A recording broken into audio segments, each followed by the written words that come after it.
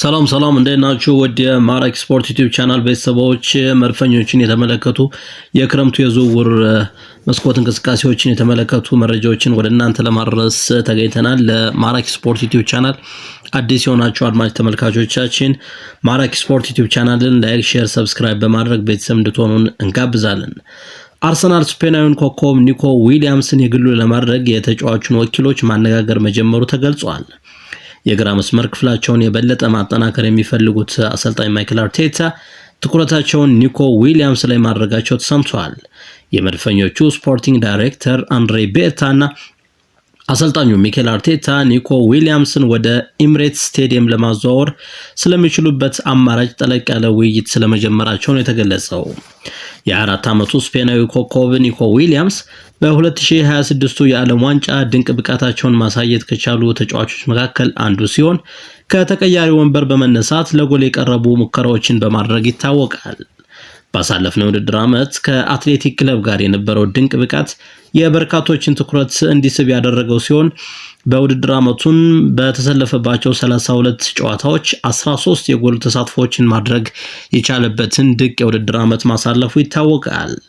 የአስቶን ቪላውን ኮከብ ሞርጋን ሮጀርስ እና የፓሪስ ሴን ጀርሜኑን ብራድሊ ባርኮላ ለማዘዋወር ሲሰሩ የነበሩት የአርሰናል አመራሮች የሁለቱ ተጫዋቾች ዝውውር አለመሳካቱን ተከትሎ ሙሉ በሙሉ ትኩረታቸው ኒኮ ዊሊያምስ ላይ መሆኑ ተገልጿል።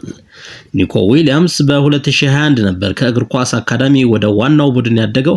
ከዛ ጊዜ ጀምሮ ለአትሌቲክ ክለብ ለበርካታ ዓመታት መጫወት ችሏል። ተጫዋቹ አትሌቲክ ክለብን በመልቀቅ ወደ ፕሪሚየር ሊግ ክለቦች የሚያመራበት ትክክለኛው ጊዜ ደግሞ አሁን ስለመሆኑ በርካቶች ይስማማሉ። ኒኮ ዊሊያምስ ለመድፈኞቹ ትክክለኛው ፈራሚ ስለመሆኑ እየተገለጸ ሲሆን ተጫዋቹ የሊያንድሮ ትሮዛርድ ተተኪ እንደሚሆን ይጠበቃል። 77 ሚሊዮን ፓውንድ የዝውውር ሂሳብ የተለጠፈበት ኒኮ ዊሊያምስ በክረምቱ የዝውውር መስኮት ለንደን ከሚደርሱ ተጫዋቾች መካከል አንዱ ሊሆን እንደሚችል ይጠበቃል። የአትሌቲክ ክለብ ኮከቡ ኒኮ ዊሊያምስ ከአርሰናል በተጨማሪ በሊቨርፑል በጥብቅ የሚፈለግ ተጫዋች ሲሆን መድፈኞቹ ከፕሪሚየር ሊግ ተቀናቃኛቸው ሊቨርፑል በተሻለ ተጫዋቹን የግላቸው ለማድረግ የተሻለ እድል እንዳላቸው ተገልጿል። በተያያዘ መረጃ ማንቸስተር ሲቲ የአርሰናሉን ታዳጊ ሚሼል ኑዱካ ማስፈረሙ ተገልጿል። የ16 ዓመቱ እንግሊዛዊ ታዳጊ ተጫዋች ሚሼል ኑዱካ የጤና ምርመራውን ለማድረግ በማንቸስተር ሲቲ አካዳሚ መገኘቱ ተነግሯል። ሚሼል ኑዱካ በ2025 ዓ.ም ነበር ከቻርልተን አትሌቲክ ወደ አርሰናል የተዘዋወረው። በ2025-26 የውድድር ዓመት ለአርሰናል ከ18 ዓመት በታች ቡድን መጫወት የቻለ ሲሆን ለክለቡ ከ21 ዓመት በታች ቡድን መሰለፍ የቻለ ተጫዋች ነው። ማንቸስተር ሲቲዎች ከሚሼል ኑዱካ በተጨማሪ የ17 ዓመቱን የሌስተር ሲቲውን ተጫዋች ጀረሚ ሞንጋ ማስፈረማቸው ይታወሳል። ሌላው መረጃችን ወደ ቦርንማውዙ ኮከብ አሌክስ ስኮት ይወስደናል። በአርሰናል በጥብቅ የሚፈልገው የቦርንማውዙ የመሃል ክፍል ተጫዋች አሌክስ ስኮት በቦርንማውዝ የቀረበለትን አዲስ ውል ውድቅ ማድረጉ ተሰምቷል።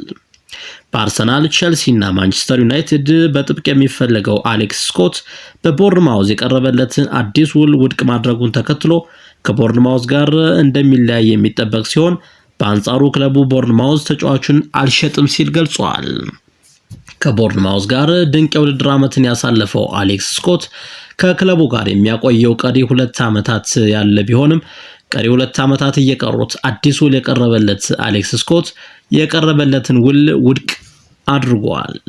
አሌክስ ስኮት ባሳለፍነው የውድድር ዓመት ቦርንማውዝ ከበርካታ የፕሪሚየር ሊግ ክለቦች ጋር ባደረጋቸው ጨዋታዎች በተለይም በመሃል ክፍል ላይ ብልጫ በመውሰድ ጠንካራ ተፎካካሪ ክለብ ካደረጉት ተጫዋቾች መካከል አንዱ ነው።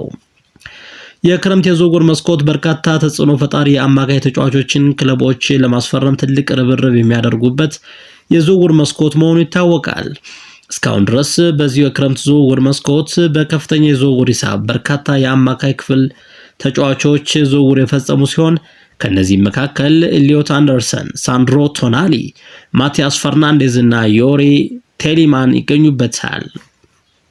ኤሊዮት አንደርሰን ባሳለፍነው የውድድር ዓመት ከኖቲንጋም ፎረስት ጋር ድንቅ ጊዜ ሲያሳልፍ የነበረ ተጫዋች እንደነበር ይታወቃል። በዓለም ዋንጫውም ከእንግሊዝ ብሔራዊ ቡድን ጋር ጥሩ እንቅስቃሴ ሲያደርግ ተመልክተነዋል። በክረምቱ የዝውውር መስኮት ወደ ማንቸስተር ሲቲ የተዘዋወረ ተጫዋች ነው። ሳንድሮ ቶናሊ ከኒውካስል ዩናይትድ ጋር ስሙ የሚያዝ የአማካይ ክፍል ተጫዋች ነው። ድንቅ ብቃቱ ላይ የሚገኘው ተጫዋቹ በክረምቱ የዝውውር መስኮት ነው ወደ ቶትናም ሆትስፐርስ መዘዋወር የቻለው። ማቲያስ ፈርናንዴዝም በተመሳሳይ ባሳለፍነው የውድድር ዓመት ድንቅ ብቃታቸውን ካስመለከቱን የአማካይ ስፍራ ተጫዋቾች መካከል አንዱ ሲሆን ምንም እንኳን ክለቡ ዌስትሃም ዩናይትድ ከፕሪሚየር ሊጉ ቢወርድም ማቲያስ ፈርናንዴዝን ግን በግል ብቃቱ ከፍተኛ ደረጃ ላይ የደረሰበት ዓመት ነበር ብሎ መውሰድ ይቻላል። ይህ ኮከብ የአማካይ ስፍራ ተጫዋች ወደ ቶትናም ሆትስፐርስ የተዘዋወረው በያዝነው የክረምት የዝውውር መስኮት ነው።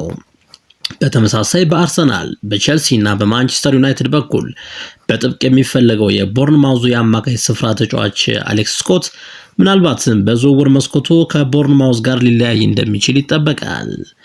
አሌክስ ስኮት በፕሪሚየር ሊጉ ካሉ ድንቅ የአማካይ ስፍራ ተጫዋቾች መካከል አንዱ ሲሆን አገሩ እንግሊዝ ከ21 ዓመት በታች የአውሮፓ ሻምፒዮን ስትሆን የአማካይ ክፍሉን ከቡድን አጋሩ ኤሊዮት አንደርሰን ጋር ሲመሩት እንደነበር ይታወቃል። በመድፈኞቹ በኩል በጥብቅ የሚፈለገው አሌክስ ስኮት አዲሱ የቦርንማውዝ አሰልጣኝ ማርኮ ሮዝ ተጫዋቹን በማሳመን በክለቡ እንዲቆይ የማድረግ ትልቅ የቤት ስራ ይጠብቃቸዋል ተብሏል። ክብራትና ክብራን ወደ የማራኪ ስፖርት ዩቲዩብ ቻናል ቤተሰቦች ማራኪ ስፖርት ዩቲዩብ ቻናልን ላይክ፣ ሼር፣ ሰብስክራይብ በማድረግ ቤተሰብ እንድትሆኑን በድጋሚ እንጋብዛለን። በያላችሁበት መልካም ጊዜ ይሁንላችሁ።